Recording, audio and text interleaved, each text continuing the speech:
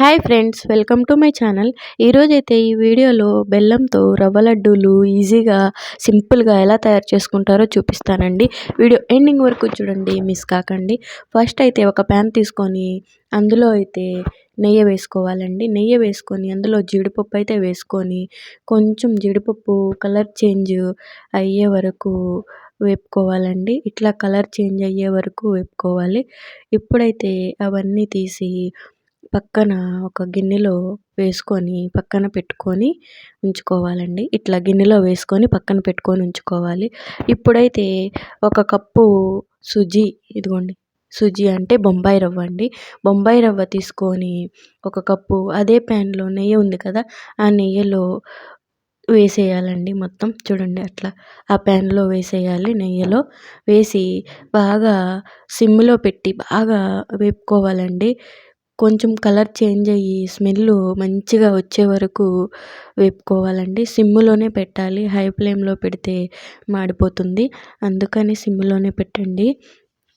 చాలా సింపుల్గా తయారు చేసుకోవచ్చండి రవ్వ లడ్డూలు ఈజీగా ఇంట్లోనే బెల్లంతో. అది కూడా చూడండి, వీడియో ఎండింగ్ వరకు చూడండి. ఇప్పుడైతే దీంట్లోనే ఎండు కొబ్బరి పౌడరు కొంచెం అయితే 2 స్పూన్స్ అయితే నేను వేస్తున్నానండి. ఇట్లా వేసేసి అందులో అది కూడా బాగా మిక్స్ చేసి కలుపుకొని కొంచెం వేపుకోవాలండి. పచ్చివాసన పోయే వరకు అట్లా అయితే వేపుకోవాలండి.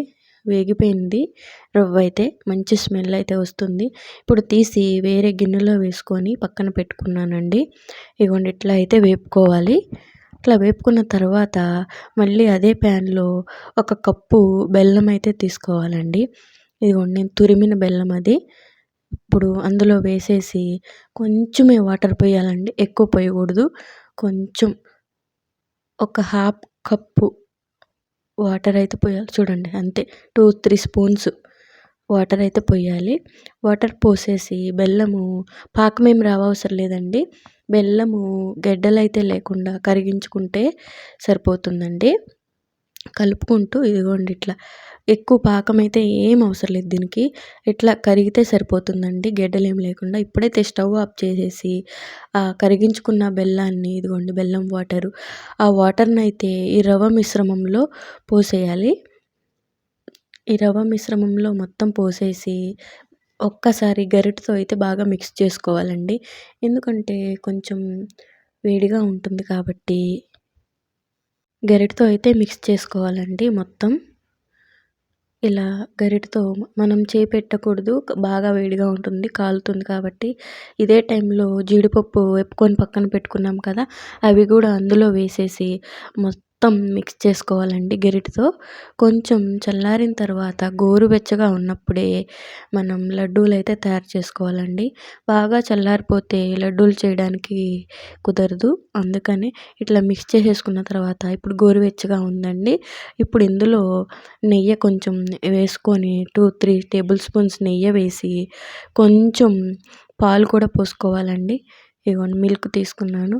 మనం చూసుకొని క్వాంటిటీని బట్టి లడ్డూకి వస్తుందా లేదా అని దాన్ని బట్టి చూసుకొని పాలు పోసుకుంటూ రవ్వ లడ్డూలు అయితే తయారు చేసుకోవాలండి.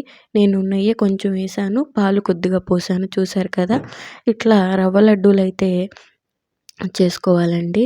చాలా ఈజీ అండ్ సింపుల్గా అయిపోతుంది బెల్లంతో అయితే హెల్దీ కూడా కదా ఫ్రెండ్స్. అందుకని మీరు కూడా బెల్లంతో తయారు చేసుకోండి, ఈజీగా అయిపోతుంది అండ్ టేస్టీగా కూడా ఉంటుంది.